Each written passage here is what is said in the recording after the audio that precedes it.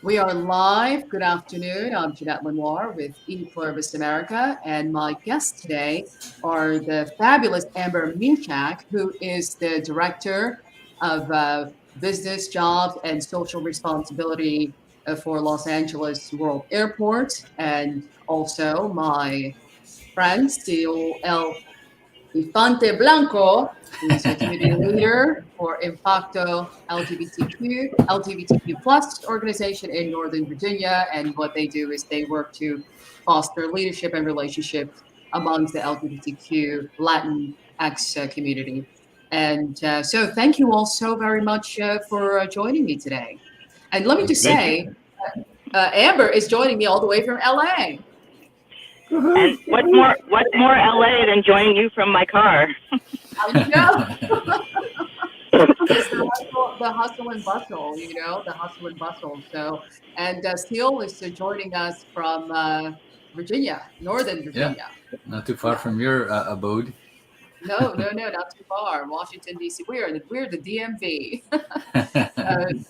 So today's topic is we'll have a couple of inflection points. We're going to talk about women's rights and LGBTQ plus movement. There's been some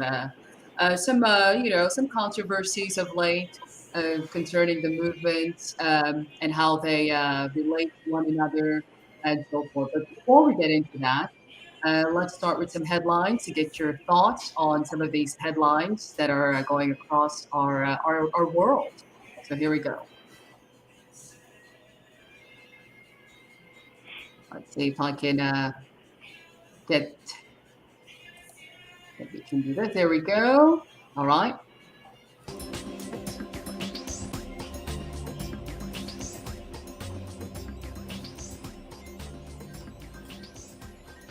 Stephen Twitch Boss passed away unexpectedly from suicide at a motel. And now, sort of yesterday, there were so many tributes that came outpouring about Twitch. He's one of those figures that we talk about a lot that you don't necessarily realize how many lives he touched and how impactful his death would be.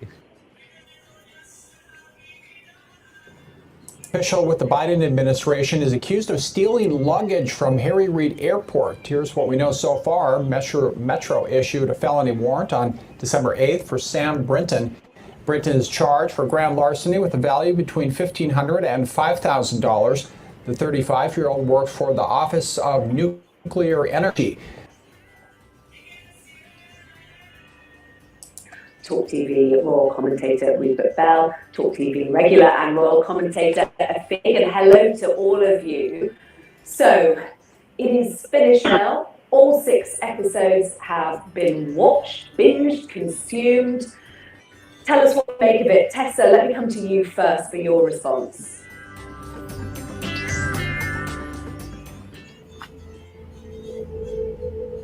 Give thanks to God.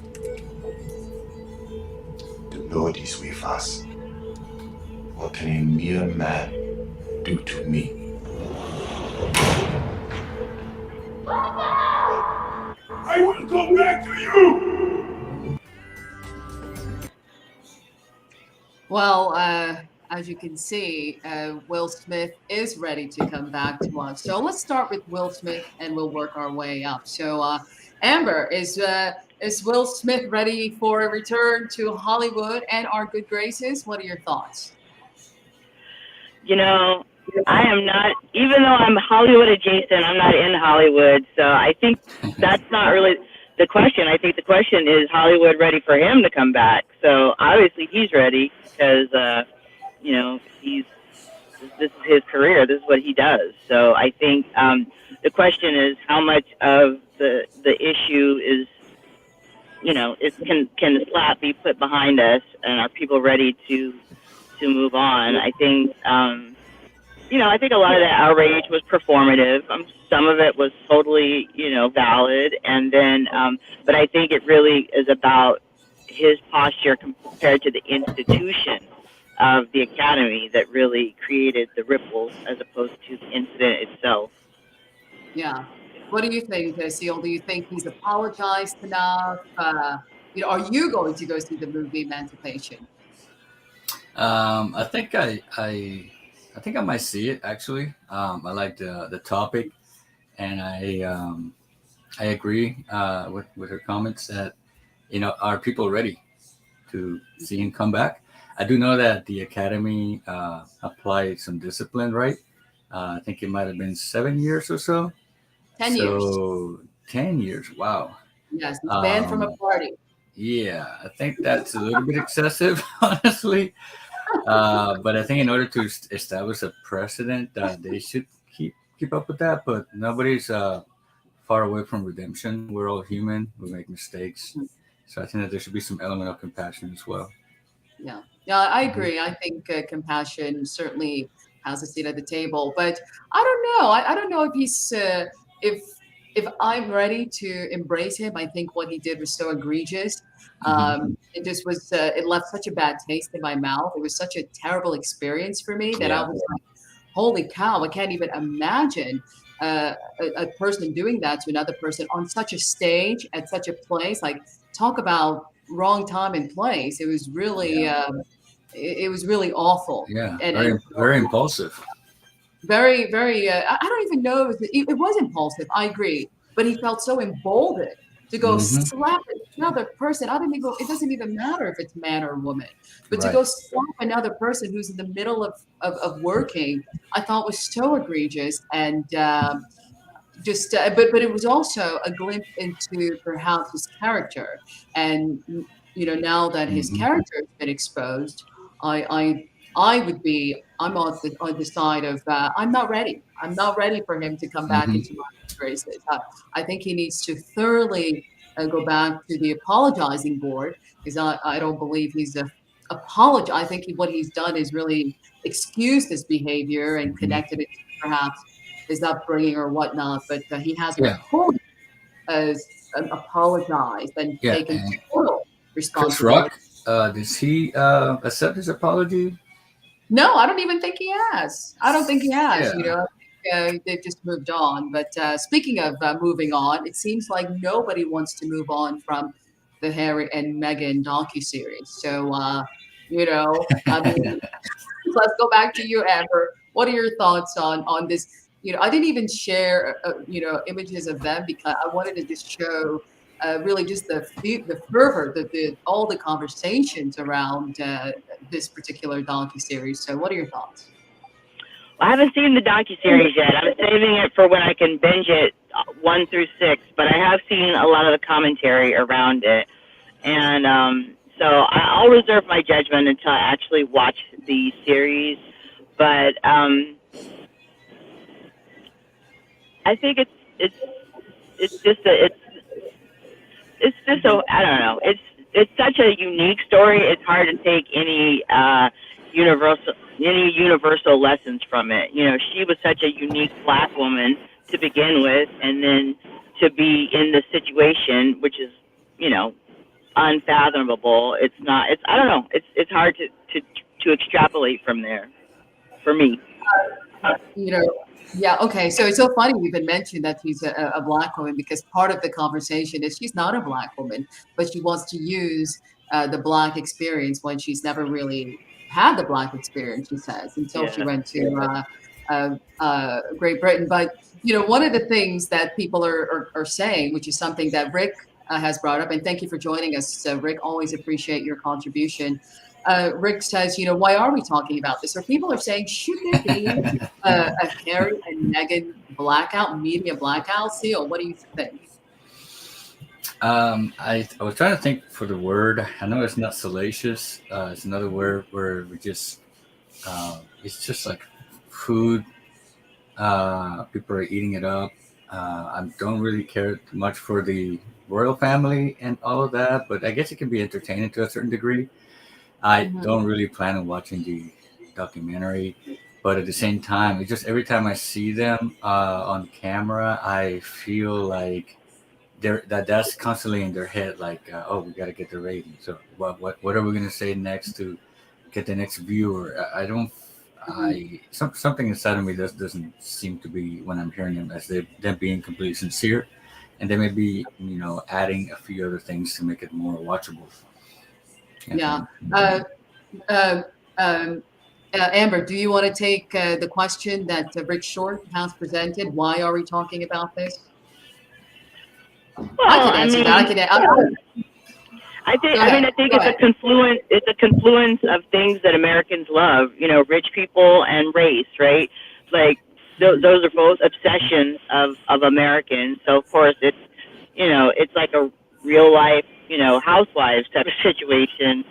And the whole royal family is built on creating that narrative and that mythos for people to be interested in. So, I mean, they have a whole institution around selling it. I do have to say, especially as a black woman from California, I disagree. She's definitely black, especially if you see the pictures before her nose job and before she had the silk press. She did have a black experience growing up. Now, she may not have recognized any kind of racist overtones, but that's for someone who grew up in her circumstances in Southern California in kind of an alternative hippie-ish type community. I know black girls who really were oblivious to race, right? So she was and is a black girl. So I think to the extent that this brings up a conversation around defining who is in which group and how race is defined, I think that part of the conversation is interesting and worthy of discussion. I mean, Yeah, So- Amber. I was gonna react to that as well. When Jeanette mentioned that she was not black, I was like, I started thinking about my own, upbringing as a Puerto Rican. I was born and raised in Puerto Rico, but I do know the New Yorkers too, right? The ones who are actually born in New York and have Puerto Rican parents, and they are even like more proud of being Puerto Rican than me, because of how they were raised and the upbringing, So there's a little bit to be said about that. Maybe as Megan being black, so. Yeah, Mhm. I think, but I think part of it is her always she didn't really have the black experience. Now she's claiming the black experience. Is the whole issue of her wanting privacy but not wanting privacy, and the whole Yeah. conversation about the idea of duty Yeah. to an institution. Even though this institution is certainly ripe for criticism, I believe that one of the things that she has allowed us to do, especially those from a black experience, is to at least have the conversation of the monarchy's role in colonialism, in what Yeah. has happened in Africa, what continues to happen in Africa, what's happening in the Caribbean. Even some places in the Caribbean, like Jamaica and Barbados, are looking and wanting and demanding their sovereignty and no longer want the royal family as their heads of state. So it certainly brought more attention to that. But I think the woe is me. It's hard for me to cry for a princess or a prince. It's hard for me to cry for a man who has benefited. Yeah, it's definitely not. It doesn't evoke pity for sure. But I do think that she is black. She did have a black experience. She had a black experience that isn't often that isn't very visible. But it's a black experience that I've seen, that to some extent I experienced myself. Obviously, I couldn't pass. I'm very black, but I also had, like I said, I was raised around girls like Megan. So that is a type of black experience. And I also think, to your point about, colonialism, like it's not, like there's the whole history of colonialism and racism is infused with black people or people who have been subjugated by those different institutions, still like striving to become a part of those institutions. So that part of the narrative, I think, is consistent with history, but it is just a reminder of how those echoes come back to our present time. Yeah. I like Rick's comment before the one he just made here about that they're trying not to cling to wealth and race, but they have both. I think it was the previous comment. Yeah, there it is. Clinging to wealth and race while also claiming to have neither. That's very interesting. Yeah, that's really strange to me. For some reason, I felt that it was like, okay, is she just trying to force us to see her wedding pictures? Is she just trying to brag? Is this what this really is? It's like, okay. Like, we get it, Megan. We get it. You won the princess prize. But She does bring up issues that I believe matter. However, Hmm. she also brings up issues that matter on a spiritual level, which is the idea of greed and overindulgence and you know, looking at your glass as half empty when so many other people have no glass. It's like, how could she not see beyond herself or beyond this moment and what she could bring, not just to herself, but to others, but to deny her experience. And just looking at how her whole wedding, it seems like she was like, she made it all about herself rather than the community she comes from, whether that community is mixed, black, whatever. She didn't share the Yeah. goodness that was had befallen her. She shut them out, and even though they helped her get there, like if you think about her relationship with her father and whatnot, it's just a very interesting story of humanity and how we get to certain places and how we forget who we are when we get there. Sometimes, so there are lots of lessons to be learned here. And I also want to Um, just say one last comment real quick is that they have so much power and influence, mhm. and they could be, in my opinion, using it for some of the themes that you just mentioned there in your recent comment, but instead they're focusing on, let's do a documentary to criticize the crown.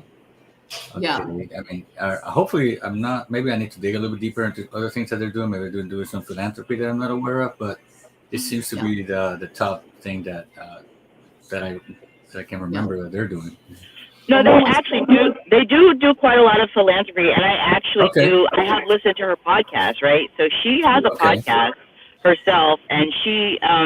I think that this awakening, for what it's worth, if you take it as sincere or whatever have you, I think it has caused them both to pivot towards different causes and using their voices in a different way. So I'll give them credit for that. I mean, Okay. so Thanks. I think Yeah, there's layers to it for sure. I'm gonna look more into that, Amber. I Yeah. don't have Yeah. visibility on that.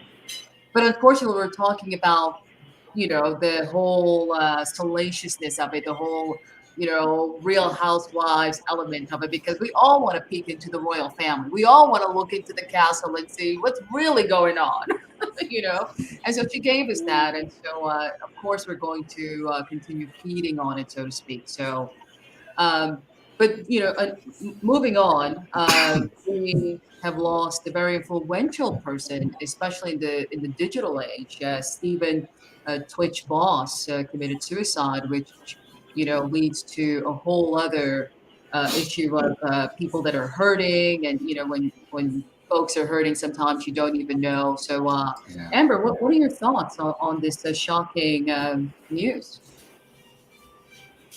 Well, I personally, being in LA and having a lot of friends in the entertainment industry, I didn't know him, but I do have quite a number of friends who knew him well and were close to him.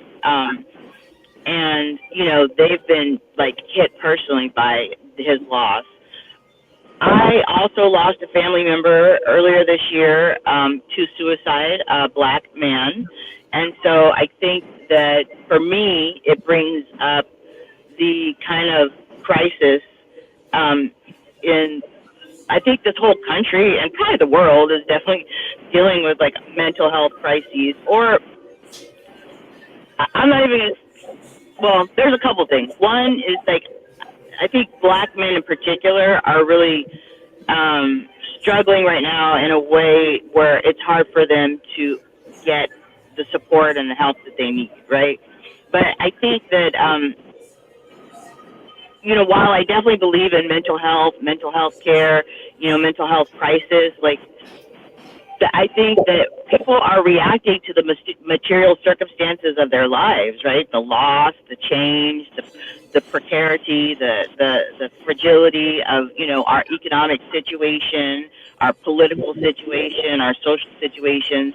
And, in some ways, black men are really bearing, I think, the brunt of a lot of that. And I think it is showing up in, some of these deaths of despair, whether it be, suicide, overdoses. I think a lot of this has affected me personally and my family. So, Yeah. I think it's just emblematic of what a lot of Black men are going through, unfortunately. Yeah, sadly. Yeah. Siul, what are your Yeah, thoughts? yeah. I think it speaks to a larger discussion um, on sometimes people are going through things, but we don't know about it. Sometimes the warning signs are there. Sometimes you can't see them. And I think that I'm not sure he was going to therapy or anything like that, but there's still some, stigma around the U.S. and the world going for counseling or therapy. So my hope is that at least he was going through that. But it's a wake up call to all of us, right? To kind of be more alert to other people's pains and sufferings, and Yeah. to try to ask questions. Just ask, "Are you okay?" You know, just simple questions like that may open up a whole lot bigger conversation to help people out. Thank you I for think sharing. Janae, that I have a background in psychology too. I'm doing my doctorate right now. I'm in my third year, so I'm seeing more Black men actually coming to therapy, and it makes me kind of happy. It's like, yeah, let's go ahead and break the stigma, and it's still a little difficult to open up, but eventually get there. So when you brought up this topic, it really hit home with me. So thank you. Yeah. Yeah. Thank you for sharing, Amber, and thank you for what you do to help folks that need help, Yeah, Seal. I yeah, put the number, the suicide hotline up. It's 988, for anyone. But yeah, you just never know what folks are going through. And we just have to stay kind, just be good to each other. So, hmm you know, all right, well, let us move on to our next topic, which is a historical moment in American history.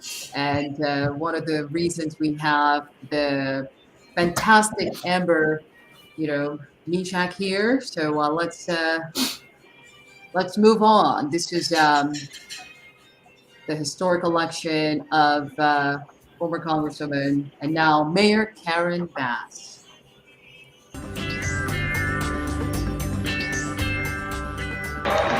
Thank you.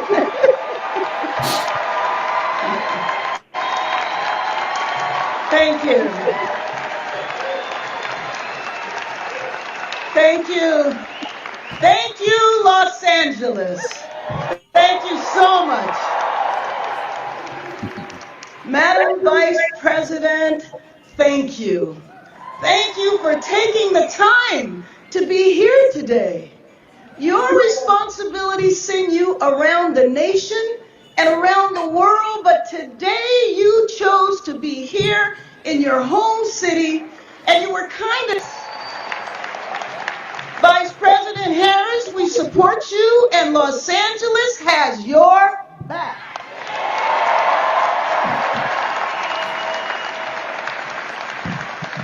Second gentleman, Doug. It has been wonderful to get to know you over these last couple of years, and thank you so much for your leadership.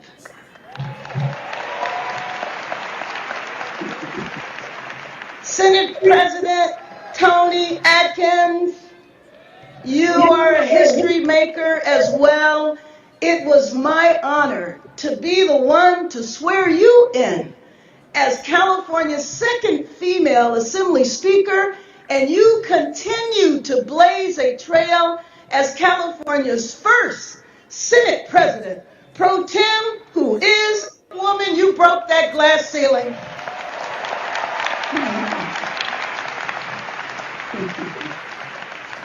You are an inspiration for women and the LGBTQ community, and you have been an impactful leader on one of the most important issues of our time, and that is housing.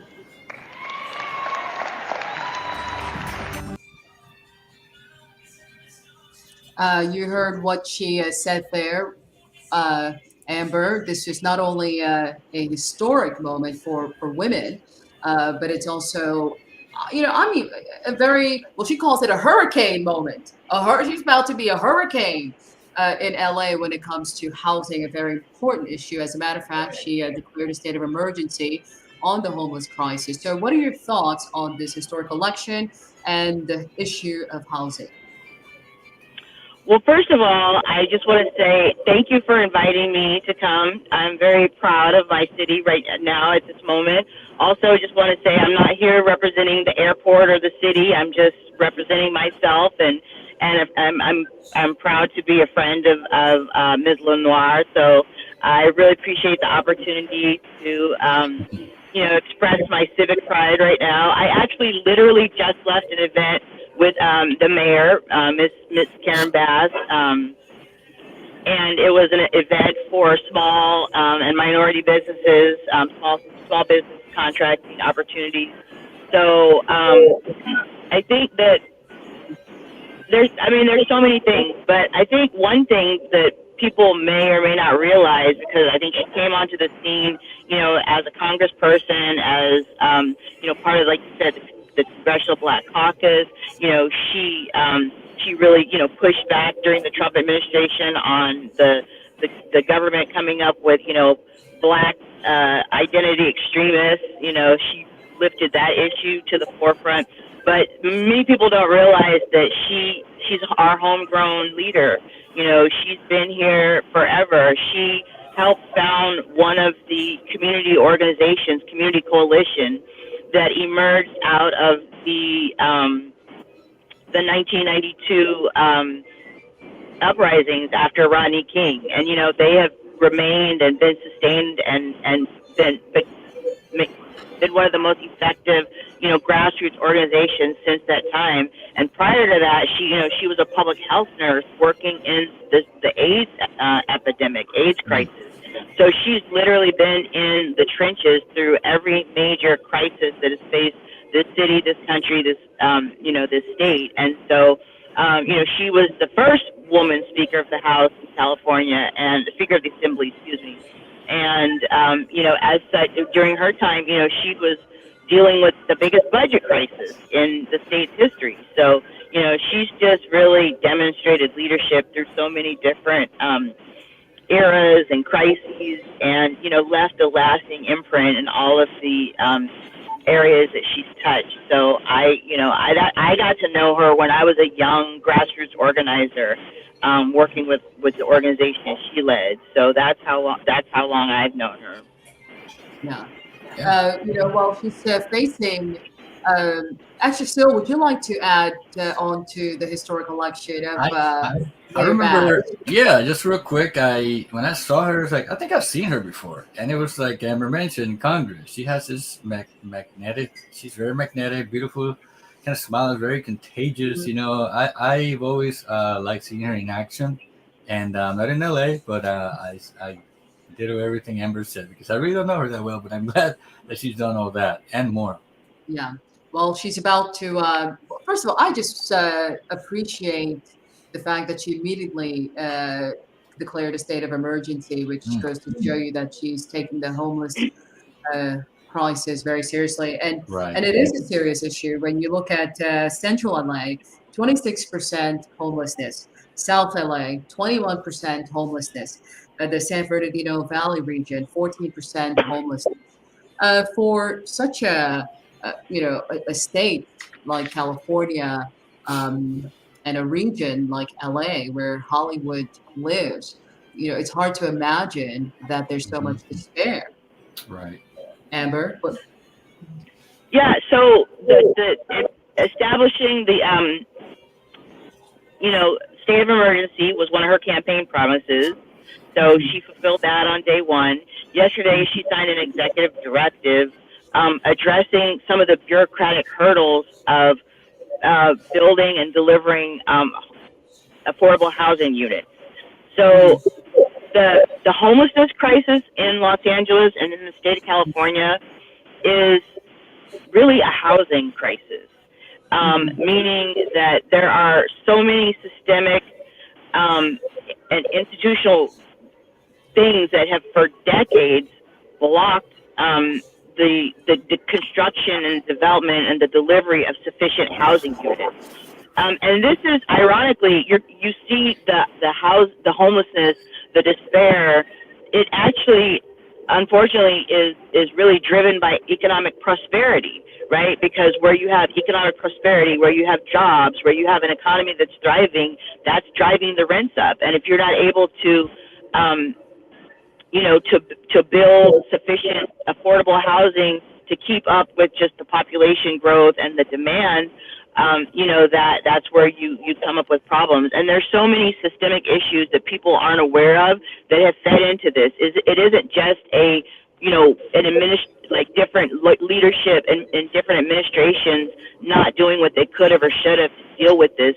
For example, one of the underlying causes of California's housing and homelessness problem was the passage in 1978 of California's Proposition 13, which put basically really slowed the process of increasing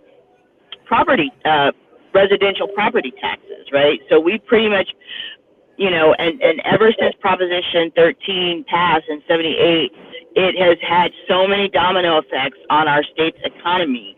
So one of them is underfunding schools. We know that property tax funds schools. So California went from having one of the top public educational systems in the country to, one of the most challenged. And the other thing is that it created this huge incentive for developers to build and for jurisdictions to approve retail space over housing space, because retail space would generate sales tax, as opposed to housing space was not going to be able to generate sustainable increasing property taxes. So that's just like one example of a systemic issue that this happened back in the 70s, right? And it's manifesting today in our housing shortage. And we just simply have not constructed the number of units that are needed to keep up with population. And this is an issue that's, California is, unfortunately, we're kind of the leader on this, but, I travel quite a bit, and you're seeing this same phenomenon happening, in boom towns like Austin, Texas, Denver, Colorado, places that haven't faced this traditionally, but are growing in new sectors, whether it be technology, banking, whatever have you. So it's kind of an irony that it's really economic growth that is pushing people out of, their housing situations. And, gentrification, obviously, I know you're seeing that in Washington, D.C. extremely. Yes, absolutely. Absolutely. And, one of the solutions that Mayor Bass talked about was getting housing in every neighborhood. Because there's all those folks that they have no problems putting up Black Lives Matter signs up, but as you want to move in next door, that's a whole other issue. That whole idea, not in my backyard. I'll support you with a sticker. NIMBYism is real, and it speaks to some of these systemic issues. I mean, for example, so much of Los Angeles has for so long been zoned for single family housing. Like you couldn't build, multi-residential housing. These are some of the, like I mentioned, the systemic constraints on producing sufficient housing. And, a lot of that was put in place by, the neighborhood leadership. A lot of people don't realize this about Los Angeles, but it's very neighborhood centric. We have 100 neighborhood councils. We have, countless homeowner associations and residential associations, and they have a lot of influence. We also have, environmental, very stringent environmental review, which sometimes, there's a lot of environmental impact work that has to happen before you can even break ground on development. In Mayor Bass's speech, she just mentioned that it was taking developers sometimes up to 15 years from the time that they purchased land to when they could break ground, just based on, all of the bureaucratic hurdles, the environmental reviews, the permitting process, the zoning and land use processes. So, these are entrenched. This is not something where Mayor Bass is going to be able to come in and really, wave a magic wand. There is no magic wand for these kind of entrenched issues, but it always takes leadership to focus, the decision makers, the policy makers on bringing to bear whatever tools they do have in their toolbox. I was going to say that I definitely agree that the economic prosperity, is a factor that pushes people into very difficult situations that, leave them on the streets or living, with no home, right? Another part of me, because as Amber is, I'm also a world traveler. Jeanette, I just got back from El Salvador, before that Argentina, et cetera, et cetera. Been to other places who are very poor, like Afghanistan, Thailand, all these slums. I see all that, and I see that the government does not provide a lot of sheltering opportunities in a lot of those other countries. When I come back over here to the United States, a part of me brings me with a little bit less compassion for the people who are in the streets, but I don't know all of their stories. But some of it, I think we should also talk a little bit about volition as well, and some personal responsibility. I know it may sound a little tough, a tough love thing, but it would be something that I would always include in that because I have a friend in New York who was homeless, and he had 3 shelter options, and he directly told me, I don't like how they asked me to have to meet at the lobby 3 times a day at the place where they were at the shelter. They had to meet at 10 a.m., 2 p.m., and then at 9 p.m. before going to sleep. And they have all these very strict rules. So some people's reasons for being out on the street are sometimes a bit of on the volition side, but I do understand that some people have been pushed to the extreme and they can't afford a house. So I think a lot of different factors there. Yeah, unfortunately, there's mental health issues involved. There's also the lack of education. Some people simply don't know the resources available to them, or they're emotionally or psychologically, whatever. There's mental health issues that I believe sometimes keep them from accessing the services that are available to them. I mean, but we can't deny that there is a problem because you see it. It's in your face. It's right here. Yeah, yeah, well, I think that. Yeah, I'm sorry. Go ahead, Emma. I'm sorry. I think that there's no denying that mental health challenges and substance abuse are part of the homelessness dynamic. However, I mean, again, you have to look at the cities and the places and the neighborhoods where homelessness is occurring. There isn't a higher rate of mental illness or substance abuse in LA, versus other places that don't have this crisis, right? Mm-hmm. Like it's a systemic issue, especially when you look at, so many people on the street, and they're not all on the street, right? Like I think when we see the homelessness, we envision it.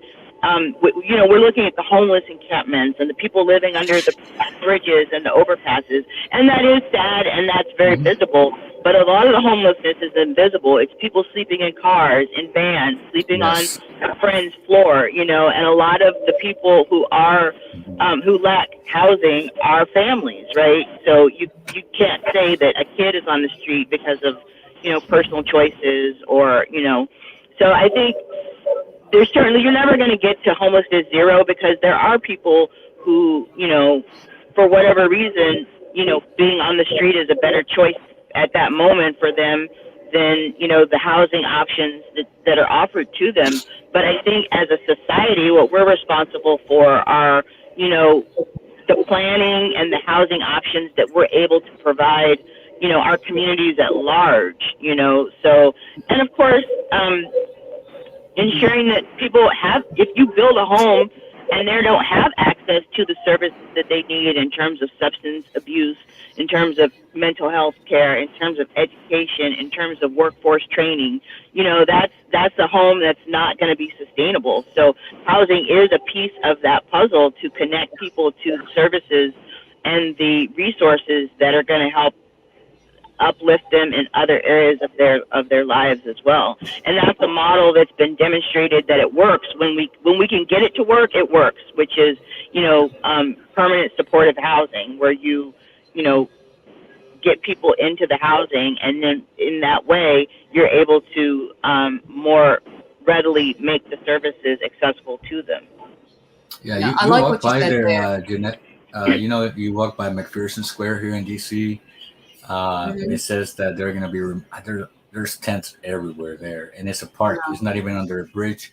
People walk by there, and you've seen it as well on your house. And it says there are signs everywhere saying by April 2023, you're out.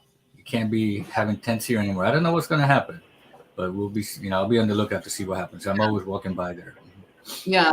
Well, hopefully it'll be a systemic fix because the need is certainly great, and I like what you said there, Amber, about uh, this. About really, you're talking about the support and having a sense of unified approach towards it, which is why it made me think about the poem of Amanda Gorman's poem, where she really talked about leadership and leading forward. I thought it was so fitting and poignant.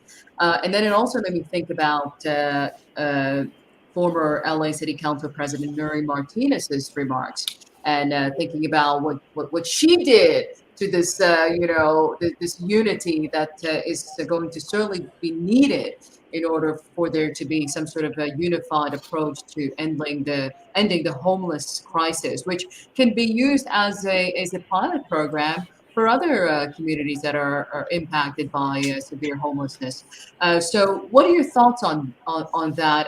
And you can chime in after Siul, because this is a Latino versus Black. You know, when you look at what Nuri Martinez said, she's now left.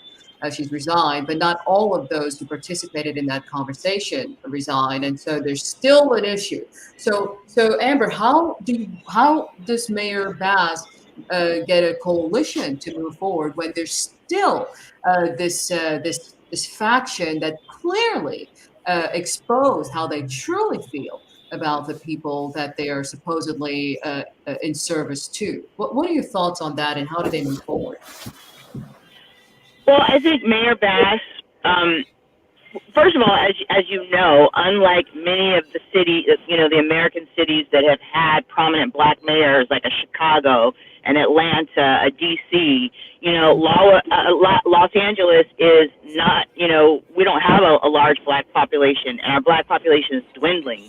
So, with our one prior Black mayor, which was Tom Bradley, he kind of set the model for there is no way to be a Black mayor in Los Angeles without a multiracial, multi-ethnic, multi-faith coalition behind you. And Mayor Bass was positioned to become the mayor because her whole life has been about coalition building. As I mentioned, the organization that she founded, Community Coalition, was intentionally built up as a Black and brown organization. It has had and continues to have both Black and brown leadership. And obviously the crises that we're dealing with affect the Black and brown communities the most. So I think that and she was encouraged to run by a community of Black and brown leaders and representatives of the community. So she's really positioned to kind of remind Los Angeles and Angelenos of the necessity of working together in coalition, and it's not viable to do otherwise in this day and age. I think what we saw with some of our city council leadership that has really they plunged Los Angeles into political crisis, right? Like, it wasn't just something that affected just them, and it's an ongoing crisis because, as you mentioned, two of the council members won't step down.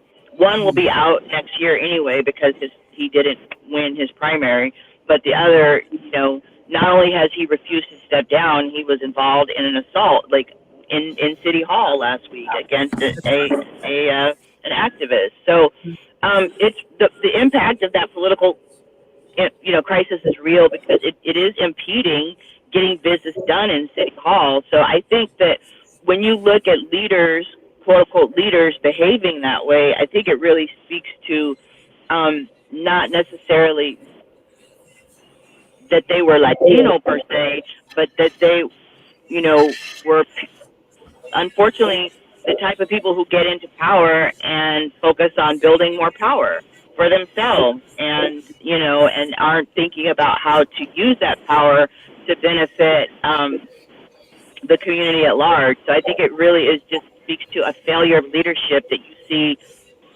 in every institution. Yeah. You see bad leaders, you see good leaders. Not even in their own community. I mean, they were even talking about, Native folks. They were talking about other Mexicans. They were talking about other Mexicans. It was very.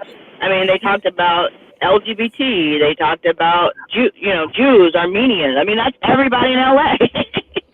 Blacks, Mexicans, Jews, Armenians, LGBT. That's all of us. Right. So, Siul, what are your thoughts on that? Does that kind of give us a glimpse into some of the realities within the Latin community, that they still perhaps harbor some ill will, not only towards Black folks, but maybe people that are not like that. Maybe they've become more American and have lost their connection to Mexico and Central America. Yeah. Before I make a comment, I just want to make sure. Can you hear the background music? Are you having a party back there? Give me. I have to let know that I'm here. So I'll be back in 1 second. No problem.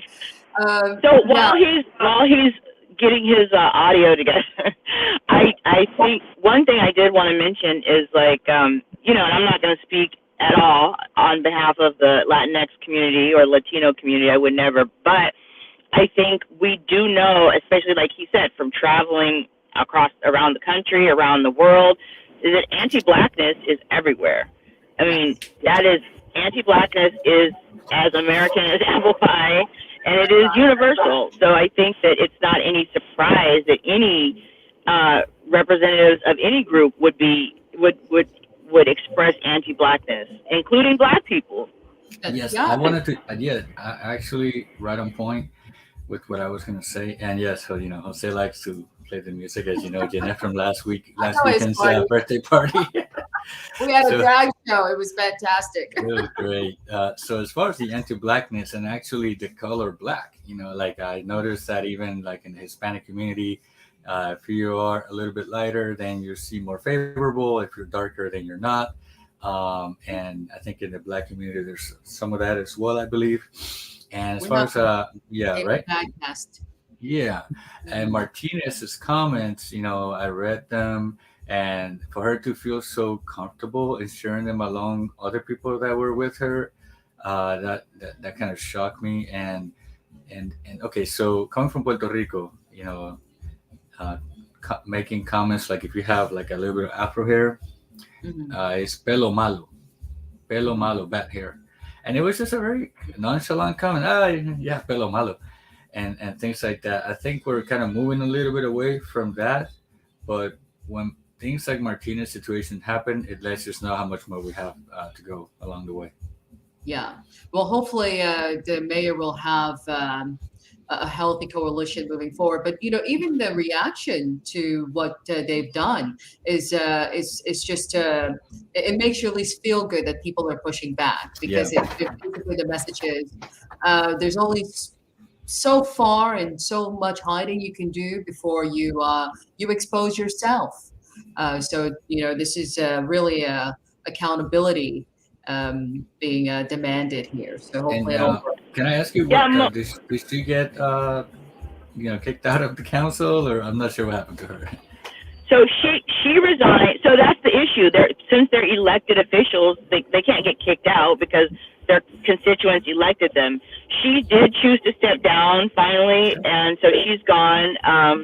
But the other two, like I mentioned, one of them will be out next year when his he's done.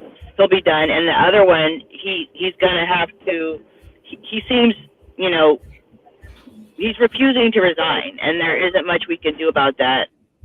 I think many Latino, Latinx people, have expressed the shame and embarrassment of that those individuals, representing their community. So it's by no means something where you know, everyone was uniformly aligned along race ethnic lines. Like it was really seen as poor leadership. I'm sure there's a lot of people who were like agreed with it and was those people haven't. Oh yeah. They're not so vocal, but Oh yeah. I mean, in our circles. I'm sorry. Sorry, go ahead. No, sorry, Amber, because when you're saying all that, it just reminds me right away, like scenarios that I've had here in DC with my Central American friends. And if somebody looks too Indio or too primitive, that's derogatory. And it just comes out in nonchalant conversation. And I do speak up when that thing's going, hey, listen, we need to stop that. Just because the person looks a little more chaparrita or more small or Indian doesn't mean that they're less. Yeah, but no. I just got sent a video last night from a friend girl that she was actually recording another Bolivian woman in the restaurant. She was recording her, zoomed in, and the Bolivian woman was speaking her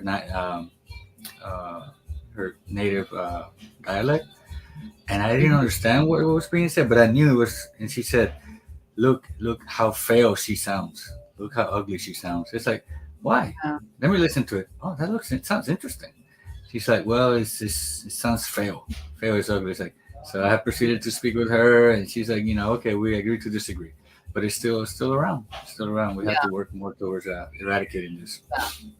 So one of the other things that I wanted to point before I miss it, if you notice, Mayor Karen Bass, through her love and support behind Vice President Kamala Harris. Yep. So, Amber, what are some of the unwritten or unspoken words that you think she was saying there? Are we looking at the next president of the United States? Do you think Karen Bass was giving us a clue as who's going to be running for president next? Well, I'm just a lowly, humble civil servant, so it is hard for me to predict anything for the future. I personally just interpreted it as humbly and simply as I can. I mean, I personally think what she was saying is that, Los Angeles and places like Los Angeles, we fully support, what the Biden administration is trying to do in terms of just stemming some of the worst. We literally just came out of a really, a type of presidency that we've never seen before, and with impacts, that a lot of us didn't think we would live to see, like the overturning of, Roe versus Wade, or, just, immigrant children in cages, or, people openly drifting from the White House. I mean, so many different things. And then, of course, a global pandemic, right, that we're still experiencing and trying to recover from. And so, again, we're in so many national crises, global crises, that I think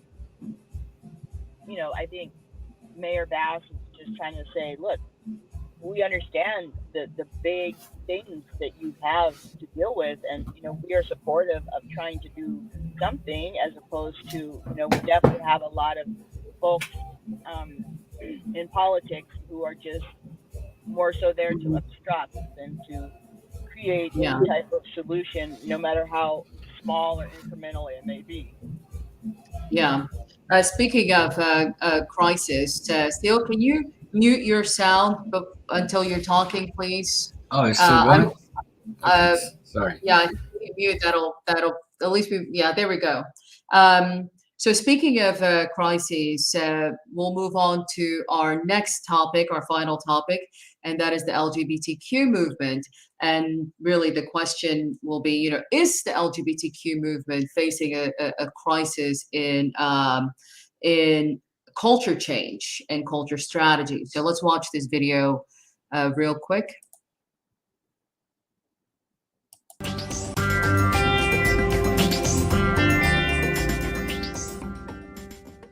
Day 74 being a girl, round of applause for the makeup.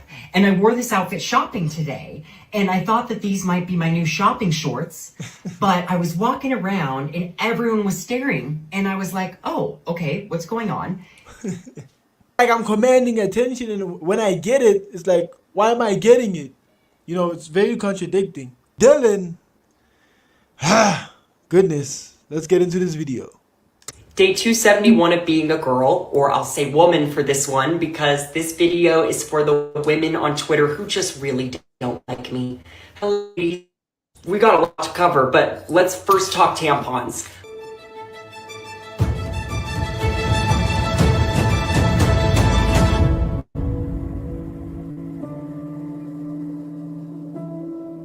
Step forward if you agree. The transgender movement is indoctrinating our youth. Yes, in America, I would say yes, the transgender movement is indoctrinating the youth, right? But in South Africa, not so much. Like, there's like, you rarely see things like this in South Africa, bro. But for the West, I would say yes, I agree with this. The transgender movement is indoctrinating your youth.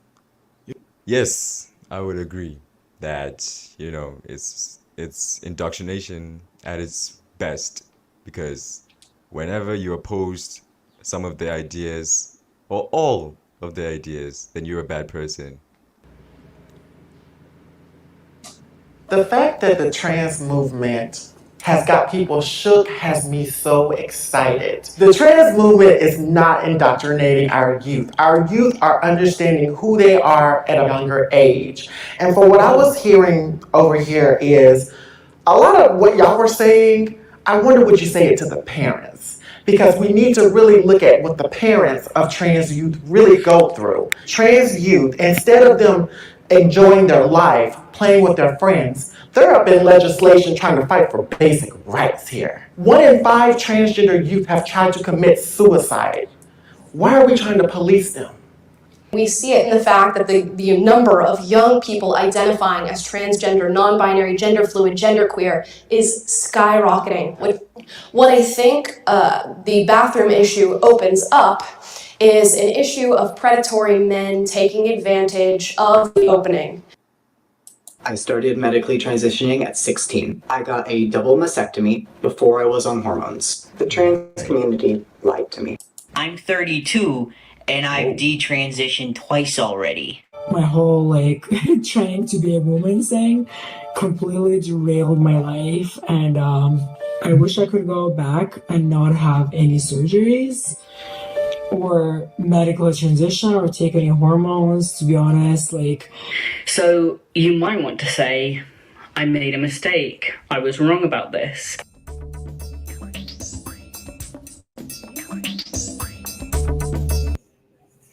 So as you can see, there's there's this conversation happening too. So the LGBTQ movement has reached a moment in time where it's getting some pushback, especially when folks like Dylanmulvaney joins the conversation and is doing the whole girlhood thing, and then then of course there's folks that say they're indoctrinating our children. There's also the conversation about bathrooms. Siul, I'll start with you. What are your thoughts on these conversations? Has the LGBTQ plus movement reached a point where it should recalculate its strategy to change culture? I think that indoctrinating, it's not bad as long as it's indoctrinating in a favorable way, right? Indoctrinating, basically, if you look at the definition of the word, is to absorb doctrine, right? So if it's positive doctrine, then that's good, right? But I know it does have a bit of a negative connotation. But can you repeat the question? I didn't quite catch that. Should the LGBTQ plus movement change its strategy to address some of these criticisms, and especially when it comes to the whole gender transitioning? There are a lot of young people that are regretting going through gender surgery. They regret transitioning, and so there's also this push, even also coming from the trans community, saying, well, why don't we just have honest conversations and not get young people to take hormone suppressant? And there's some who they're not unified on this push and blame the medical community for really trying to indoctrinate them and trying to force them to do this really what is very new surgery. This hasn't been done before. And so, but then there's the other side, as there's one trans woman who said, listen, you don't know what these parents go through. You don't know what these kids go through. They want to feel a part of their society and community. And so we've reached the point of inflection, so to speak. And so, what are your thoughts on the movement moving forward in spite of these criticisms that are legitimate?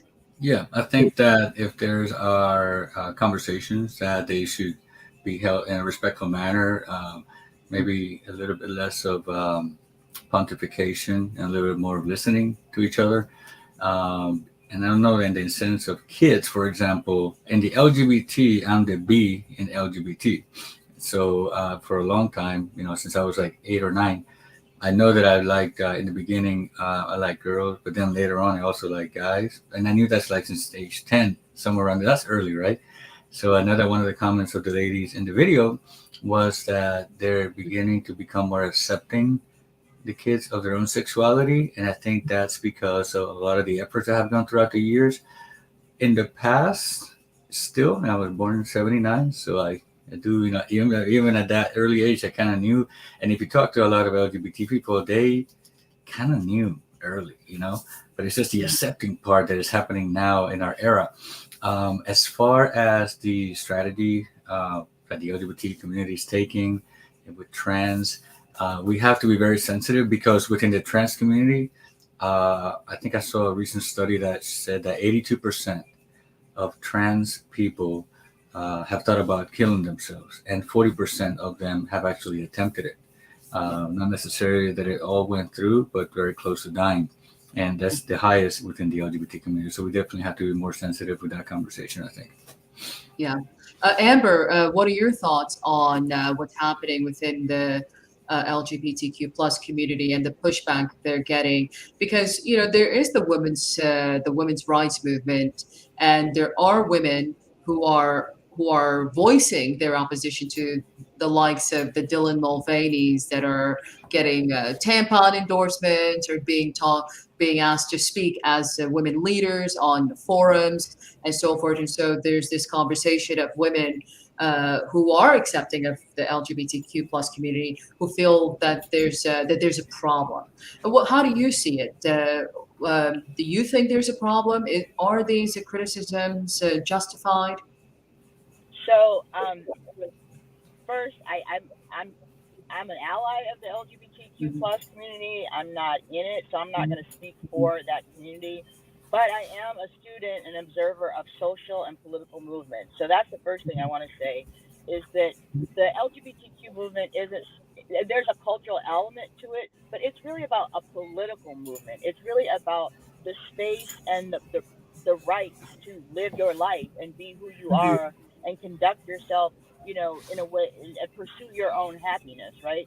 People make choices all the time that they regret. You can't use someone's anecdote to push back on a whole community's political, rights and civil rights. So, for example, they always were trotting out different women who said, "Oh, I regretted having an abortion," and that was the tactic that they used to say, "Oh, look, women don't have the agency to really make this choice for themselves. It should be illegal," right? So I think we have to be very careful about taking individual stories and extrapolating them. I think what we need to look at are the actual social and political conditions of this community and what they need to thrive and be whole and happy. I think we also have to be very aware of, just like we see with the anti-Semitism, anti-Blackness, anti-Asian hate, with the current, media environment where you have, social media, you have so much disinformation, you have the rhetoric is just super hot and elevated, and it really is leading to directly to violence, right? So I think we have to realize that words mean things, right? Like words have impacts, right? So I think and that's not, I mean, we're seeing empirically the increase in, especially anti-trans violence. And I think, again, as a student of social movements, anytime a minority, a marginalized group becomes more visible, pushes for more rights, pushes for more agency, pushes for more social power, there's always a backlash. And I think that's what we're really seeing is the backlash to a group that's saying, you can't define us. We have the right to exist. We have the right to pursue happiness. We have the right to housing. We have the right to raise families. We have the right to, have educational opportunities and jobs. I mean, trans people are not only, the victims of violence at such an extraordinary rate, but they also have one of the highest rates of homelessness, one of the highest rates of joblessness. So I think for me, I'm not so interested in this culture war of like extremist kind of anecdotes and suppositions and just people saying stuff that really isn't true. I think I'm more so concerned about the social and political conditions of a group, as well as the kind of the violence and political backlash that can be really triggered and engendered by wild talk and real hot rhetoric.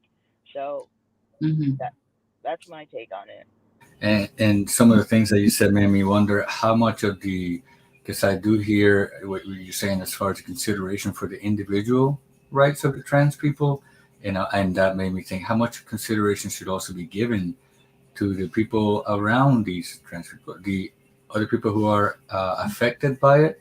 Let's say some parents who say, you know what, I'm concerned that a boy who's transitioning into a woman is going into the bathroom.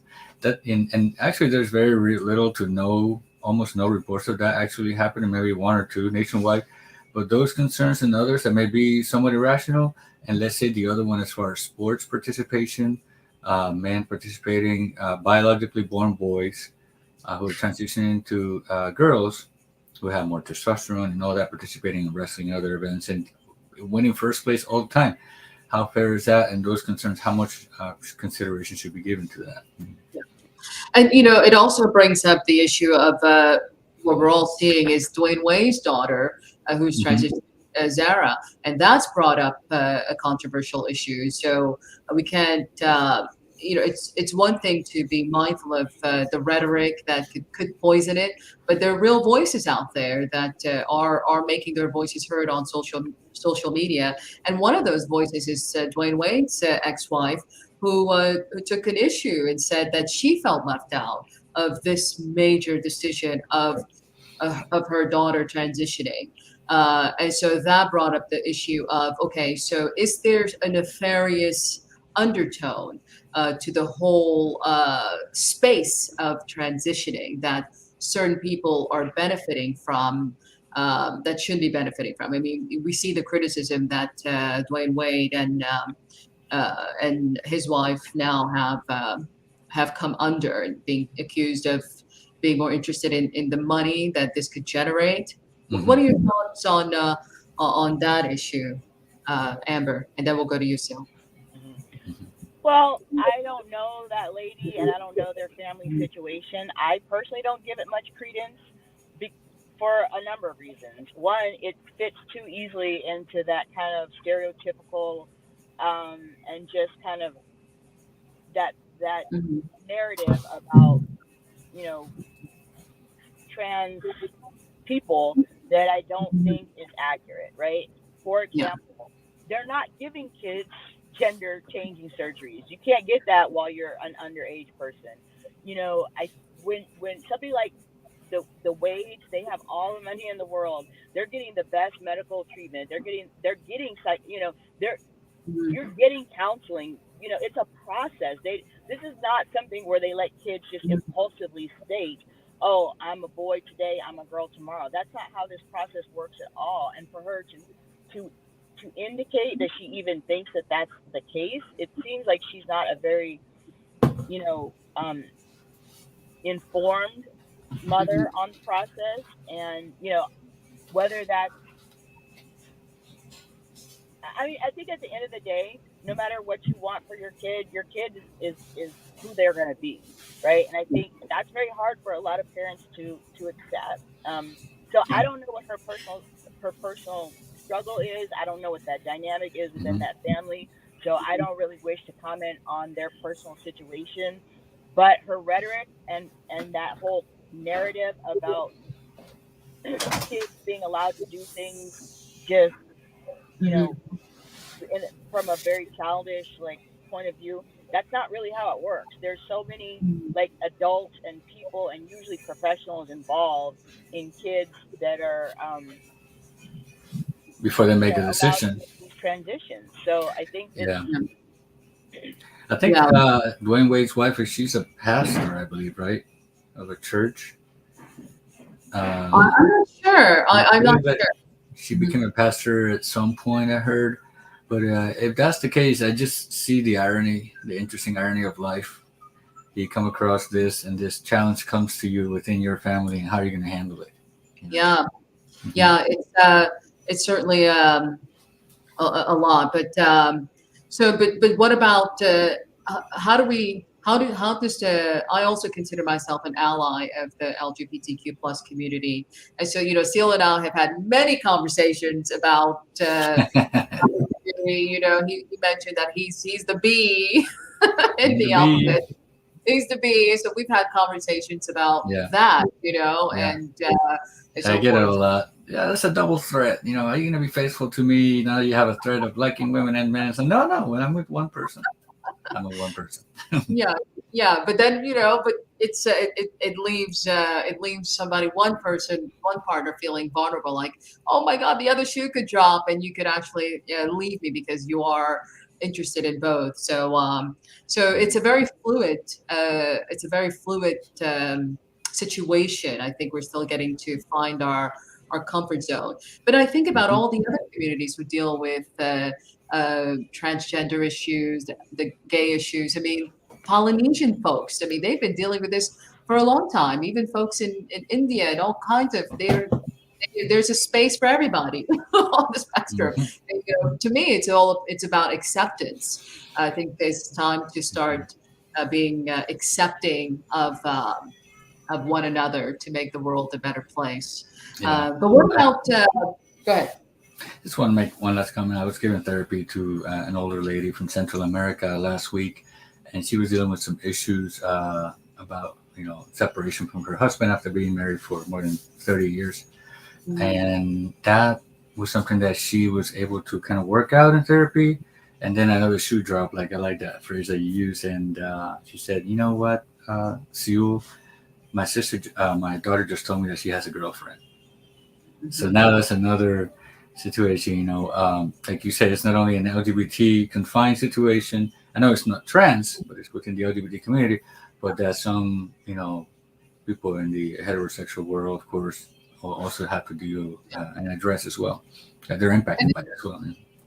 It's so interesting you mentioned that you almost separated trans from LGBTQ, because even within the LGBTQ plus community, you're seeing a little type of like divide where there's even the issue of even white gay men with their preference, black men feeling left out of that preference, and so forth. There's all that. And then it's reminds me of the joke. One of the people they hate, Dave Chappelle's show. David Chappelle, who talked about who sits where on the car, and that even within the car, the trans seem to be the most difficult. So even within the LGBT community, there seems to be a little bit ostracizing sometimes of the trans and also the bisexuals. Oh, and if you are too masculine, are you really gay? Are you really? Some of my gay friends who are like very masculine, they get ostracized because they don't act gay or whatever that may mean. Yeah, and then I've also heard of gay men who are just gay, and they resent other gay men who are more feminine, and they Woo. Oh yeah. I see it all the time. Mm-hmm. Yeah, it's a Yeah. anyway. Long conversation on that one. Yeah, Amber, your last word on the LGBTQ plus movement as it relates to the women's rights movement and the civil rights movement. There's also the criticism of many in the civil rights movement who said, it seems as if the LGBTQ plus movement has surpassed their asks, needs, and wants. As far as equality is concerned, do you think they have a justified gripe that this movement is surpassing their asks from their country? Do you think they have something there? I personally don't believe that, but I do see where the frustration, like we're definitely in a period for the last probably 3 decades, at least since the 80s, what is that, 4 decades? Oh my gosh, I'm old. But quite a while. Give it away. You're looking good. You're looking good. There's been, just like I was saying, I think what we're experiencing is a backlash to the civil rights movement, right? And I think that the LGBTQ plus movement, the women's rights movement, the farm workers movement. I mean, so many movements have learned from and built upon, the achievements of the civil rights movement. That's what it's for, right? That's the purpose of gaining, is so that everyone can move forward together. I mean, I think that, and also I think you got to remember, LGBT people, there are Black LGBT. They're not a separate community. Like LGBT people are part of our community too, right? So I think that, I think that it's important. Again, I see this all through the lens of social and political agency and power and resources. So for me, I think that we're better off working in coalition, because we see that when, obviously we see, like I said, the overturning of Roe versus Wade. That's why they were like, okay, we need to codify, marriage equality. But at the end of the day, there is no constitutional right to marriage equality. We're all losing voting rights voting rights that were won through the civil rights movement. We're all losing them, and so I think that for me, like I said, I think we need to figure out how to work together as social and political movements, because the same forces that are expressing back, it's the same people and the same organizations, the same institutions that are backlashing against both communities. So I think we're not going to win if we're divided. That doesn't mean that all of our interests overlap. That doesn't mean that we're going to always understand each other and agree with each other. That I think it was, I can't remember who it was, but it was a great civil rights leader that said that's what a coalition is. Like, if you agree with everything they're saying, it ain't no coalescing. You're not coalescing. Coalescing is when you got to come together with somebody that you have differences with. But that's really how progress is made. And also, collaborate. So I'm sorry. Also, if you think about some of our greatest civil rights leaders and people who represent, I mean, look at, James Baldwin, oh my gosh, I'm blanking out on his name, but the gentleman who helped organize the March on Washington, I mean, these are great Black, leaders. The organizer, I don't know if people know, and I think that's who you're referring to, Amber, is the Black gay man who organized the March on Washington in 1963 was an openly gay man. His name is Bayard Rustin. Bayard Rustin. Yeah, and that's the intersection right there of LGBT and civil rights right from the get-go. And every time we hear those voices of maybe trying to separate both movements, we need to try to shut those voices down a little bit, because it just kind of reminds me of when, I come from, my dad was a church pastor. So I'm a PK, right? Preacher's kid and all of that. I'm a striving Christian, not perfect. But what I was going with that is that whenever I would hear another Christian bashing another pastor on TV or anything like that. It's like, listen, we got enough from the rest of the world. Let's not us Christians bash Christians. So in a way, I'm going with that. It's like, LGBT, don't bash civil rights movement, civil rights movement, don't bash the LGBT rights movement. Let's just try to collaborate and work together. We got a lot of work to do.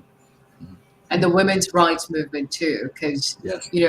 when we have folks like I guess there seems to be, I think, is the term TERF for the using for, which seems to be a very negative connotation against cisgender women, and that's not helpful. I don't think that's helpful, especially when unity, we gain more when we work together, because we're heading the same direction. Personally, I want everybody to feel good in the world, and be accepted as you show up. But we have reached the end of our program. Thank you all so very much. I'm so Thank grateful. you. Both, my friend. I'm so grateful. But we have our last question before we end the show. Our last question is, and we will start with Amber. Amber, should Americans go back to wearing masks? What are your thoughts? What's your answer? Well, I think that that's a tough question. That's kind of like saying, should Americans, use condoms? I mean, probably, but are they? I mean, realistically, you're talking to somebody who, amongst my friends, I probably wear a mask more than most of them, but I don't wear a mask all the time, right? Like, I think we're just at a point where we know that, at least based on the data from the last few years, the winter, there's always somewhat of a surge. COVID is still, killing people. I think because we're accepting it, or we're accepting that it's something that we have to live with now, which it is. I think we are forgetting that it's still very dangerous, especially for the more, vulnerable people with health conditions. So I think that people need to be as proactive as they can with using masks, especially indoor settings with, crowds of people. But realistically, I don't think we're going to see another mask mandate. I just think that that's not politically viable. Should it be political? Should it be political to wear a mask? Yeah, because it would have to be a mandate, right? It would have to come from government, right? From council. And what I was thinking is that in the beginning, I think it was reasonable to do so because we didn't know what we were dealing with, and we didn't have any vaccines or boosters. I think that right now a lot of people have boosters and vaccines, and that we can maybe not have a mandate about it. And there's people who are actually very vulnerable, over 65, and we have other conditions. They should take the precautions on themselves. I know I've also heard the comments like "my body, my choice," in terms of like the mask thing. And I would actually say, if hospitals, this is one thing I was talking to my mom. I was like, you know what, Mom? I think we should make it mandatory for everybody to wear masks at the hospitals because you're going into maybe it's things beyond COVID that you can get. So I was like, I may actually consider any time that I go to the hospital in the future to wear a mask. Yeah. And it pretty much still is. I think most people are wearing masks. Well, when I go to the medical facilities, I still see everyone wearing masks. So you have to be, people are there, they're sick. But I think that's also a good point, what you mentioned about the vaccines, because there's what the last statistic that I saw was that only 13% of Americans have been boosted, right? They may have gotten that first shot, but they haven't gotten any of the boosters. Oh. So people do need to go. I mean, that is something that if you aren't going to be wearing a mask and if you are going to be exposed to it, which you will if you're in society, then, that is something that is statistically proven to save lives and reduce hospitalizations. So I know there's a lot of anti-science information out there, and anti-science belief and fervor. So, if somebody is dead set on, emotionally rejecting empirical information, there's not that much you can do.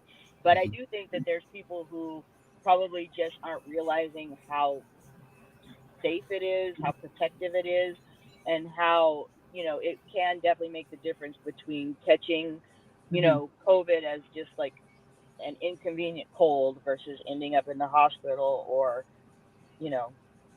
dying. Yeah. I agree with you both. I think it should certainly be encouraged, not mandated. It's unfortunately that it's become a political hot potato, but just for science reason and the fact that the flu does still kill plenty of people still every year, not just COVID. The flu is also a serious thing that people have to deal with. So, but I'm Now we have seeing more RSV people. too. And RSV, especially, yeah, we're seeing the numbers for young people climb. It's pretty awful, but yeah, I think it should certainly be encouraged. But I'm seeing more people actually wear the masks. So when I go out, I'm seeing people wear masks. I'm like, okay. I think people are kind of getting a little bit nervous. But you mentioned the booster, Amber. I'm not. Is the boost? I thought you have to be a certain age to get the booster. No. The booster, that was at the very beginning when there was a shortage of boosters. There was one. Well, first of all, there's been 3 boosters, and there was one that they started with only people over 50 because they didn't have enough. But since that time, they have the current booster is was formulated around Omicron, right? Because Omicron was the most contagious, it was the most predominant strain.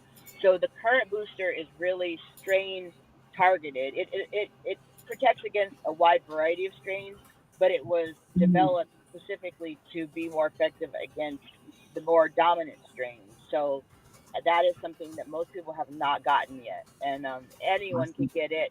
It's available. It's still free. Mm-hmm. Yeah, good. Thank you for that information. I wasn't actually aware of it. So, all right, Siul, any last words before we end this incredible broadcast? I really appreciate both of your time. My only last words is that I'm jealous of Amber. I'm sure her weather is better than our weather. So happy early holidays and happy early Christmas and anything that you celebrate.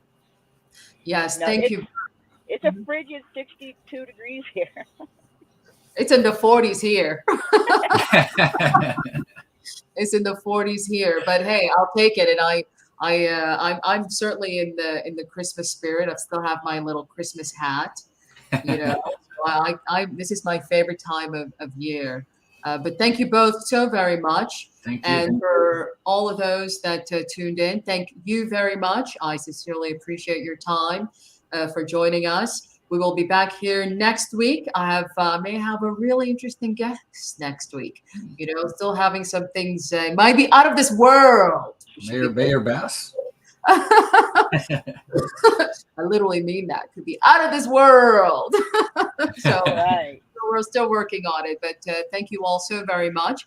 I'm Jeanette Lenoir with E Pluribus America, and this is Our American Culture.